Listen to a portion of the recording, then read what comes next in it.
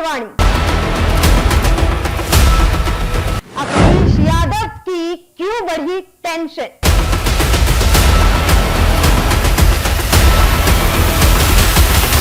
लोकसभा चुनाव में कौन करेगा खेला?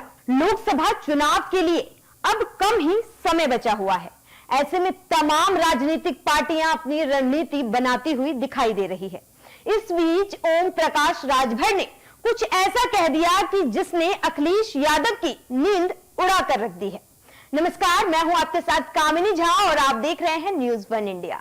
लोकसभा चुनाव से पहले उत्तर प्रदेश में सियासत तेज हो रही है।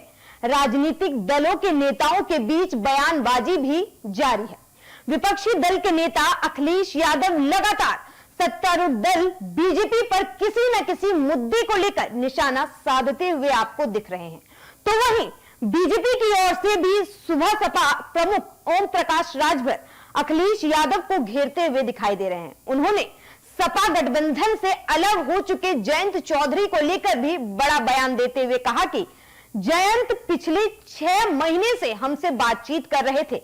उनके आने से एनडीए को बड़ा फायदा मिलेगा और उत्तर प्रदेश में सबसे ज्यादा वोट मिलेंगे और नरेंद्र मोदी तीसरी बार प्रधानमंत्री बनेंगे। एक निजी चैनल से बात करते हुए राजभर ने कहा कि देश के राजनीतिक दल कोई हट तो कोई सट के साथ हैं और लगातार वो प्रधानमंत्री नरेंद्र मोदी को फिर से पीएम बनाना चाहते हैं। इसी के साथ उन्होंने कहा कि जयंत से पिछले 6 महीने से बातचीत चल रही थी।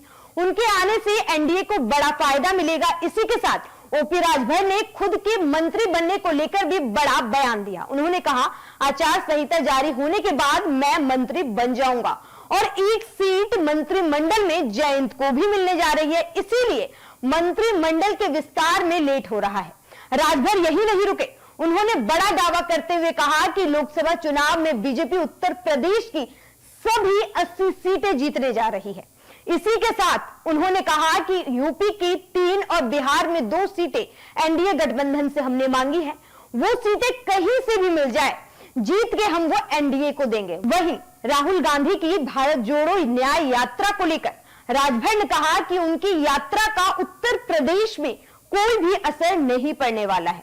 यूपी में लंबे समय तक कांग्रेस का शासन था, फिर उसके बाद 19 साल तक समाजवादी पार्टी और उसके बाद बहुजन समाज पार्टी का शासन रहा और अब बीजेपी का शासन चल रहा है।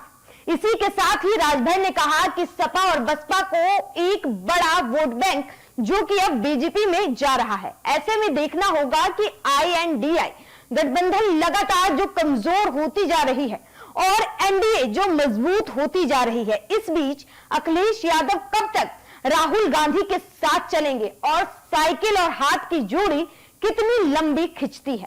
80 सीटों में से आईएनडीआई कितनी सीटें जीत पाती है या फिर एक बार फिर बीजेपी रिकॉर्ड तोड़ती है? इसी तरह की तमाम खबरों वीडियो को देखने के लिए हमारे YouTube चैनल को सब्सक्राइब कीजिए। नमस्कार।